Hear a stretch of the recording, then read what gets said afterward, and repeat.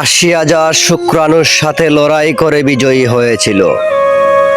পুরস্কার হিসাবে আল্লাহ পাক রব্বুল আলামিন দুনিয়ার জমিনের বাংলাদেশ নামক যশোর জেলার ছাত্রলীগ নেতা সাদ্দামের সন্তান হিসাবে তাকে দুনিয়ায় পাঠাইলেন। 80,000 শুক্রাণুর সাথে প্রতিযোগিতায় বিজয়ী হলেও এই দুনিয়ার জমিনে এসে মানুষরূপী কিছু নরপশুদের সাথে পেরে ওঠেনি।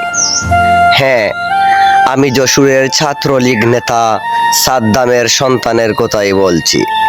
কি দোষ করেছিল সেই ছোট্ট শিশুটি? কি দোষ করেছিল তার জীবন? কেন অকালেই কিছু বুঝে ওঠার আগেই তাকে চলে যেতে হলো? হ্যাঁ, সেজন্যই দুনিয়ার জমিনে এক ইতিহাস ঘটল।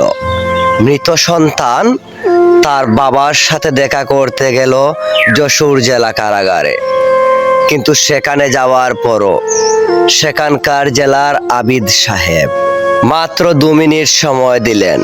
হয়তোবা সেই মৃত সন্তানের জিজ্ঞাসা করার ছিল তার বাবাকে, যদি ভালো বাবা না হতে পারো তাহলে কেন বা জন্ম দিয়েছিলে?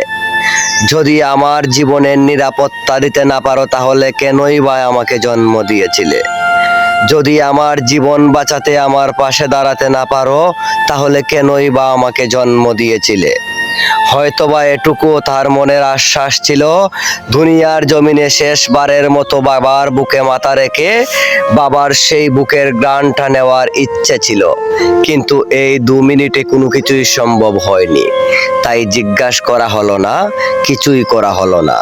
এরকম যদি আমাদের দেশে চলতে থাকে তাহলে হয়তোবা আর কখনো কোনো রাজনীতিবিদ, আর কখনো কোনো মানুষ, কখনো কোনো ছেলে, কখনো কোনো সাধারণ মানুষ সন্তান জন্ম দিতে যাবে না।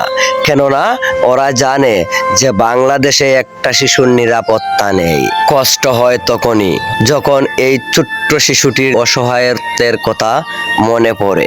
কত আশা আকাঙ্ক্ষা নিয়ে আল্লাহর জমিনে এসেছিল, কিন্তু অকালেই চলে যেতে হলো। হ্যাঁ, আমি প্রশ্ন করি জাতিকে, আমি প্রশ্ন করি বিশ্ববাসীকে, আমি প্রশ্ন করি মানবতার কাছে, এই অপরাধের অপরাধী কি আপনার আমার সন্তানও হবে?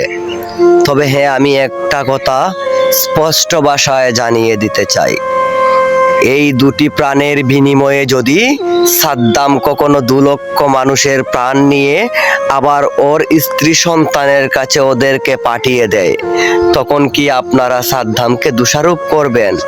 আমি জানি আপনারা তখন সাদ্দামকে দোষারোপ করবেন। আপনারা সারা বিশ্বের মানুষ যদি সাদ্দামকে দোষারোপ করেন, আমি তখন সাদ্দামের পাশে দাঁড়িয়ে বলবো, হ্যাঁ ভাই, আমি হয়তো তোমার গর্ভধারিণী মায়ের গর্ভে জন্মাই নাই, তুমি হয়তো আমার মায়ের পেটের ভাই না, কিন্তু একজন অসহায় মানুষ হিসাবে আমি তোমার পাশে আছি। তুমি তোমার যুদ্ধে এগিয়ে চলো। আমি তখন একটা হিংস্রে হাসি হাসবো, সেই হাসিটা হবে সাদ্দামের বিজয়ের হাসি। আমার এই ভিডিওটা কার কাছে কেমন লাগলো আমি জানি না। আপনার মধ্যে যদি এই ভিডিও থেকে একটু মানবতা সাড়া দেয় তাহলে দয়া করে এই ভিডিওটা প্রচুর পরিমাণে শেয়ার করবেন এবং কমেন্ট বক্সে আপনাদের মতামত পোষণ করবেন। ধন্যবাদ সবাইকে।